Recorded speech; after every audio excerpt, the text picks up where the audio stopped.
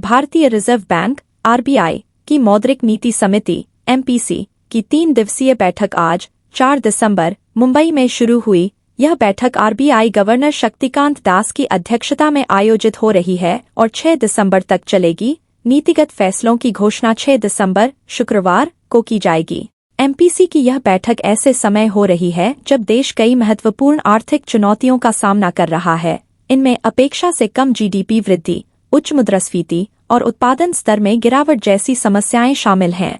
इन परिस्थितियों ने न केवल आम जनता बल्कि बाजार की भी चिंता बढ़ा दी है। भारतीय कृषि अर्थशास्त्री और भारतीय अंतर्राष्ट्रीय आर्थिक संबंध अनुसंधान परिषद (आईक्रिया) के प्रोफेसर अशोक गुलाटी ने सब्जियों की बढ़ती कीमतों पर चिंता जताई है। उन्होंने कहा कि सब्जियों की मुद्रास्फीति केंद्रीय बैंक के नियंत्रण से बाहर है। इसके अलावा दूसरी तिमाही के जीडीपी आंकड़ों का हवाला देते हुए उन्होंने संकेत दिया कि आरबीआई अपनी नीतियों में तुरंत बदलाव करने से बच सकता है।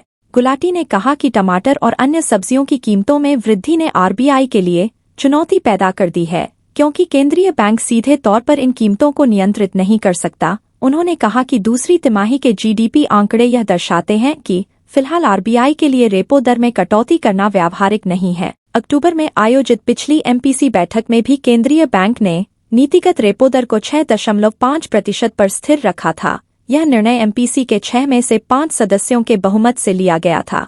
इस निर्णय को लगातार 10वीं बार बनाए रखा गया। गुलाटी ने जोर देकर कहा कि आरबीआई को अपनी नीतियों में समायोजन करने यानी रेपो दर में कटौती जैसी सुधारात्मक कार्रवाई करने के लिए जल्दबाजी नहीं करनी चाहिए, लेकिन निर्णय लेने में देर भी नहीं होनी चाहिए। उन्होंने कहा कि आर्थिक परिस्थितियां चुनौतीपूर्ण हैं, लेकिन केंद्रीय बैंक के पास अपनी नीतियों को समयानुसार समायोजित करने का अवसर अभी भी मौजूद है। इस बैठक के परिणाम देश की आर्थिक नीतियों और वित्तीय स्थिरता के लिए अहम माने जा रहे हैं।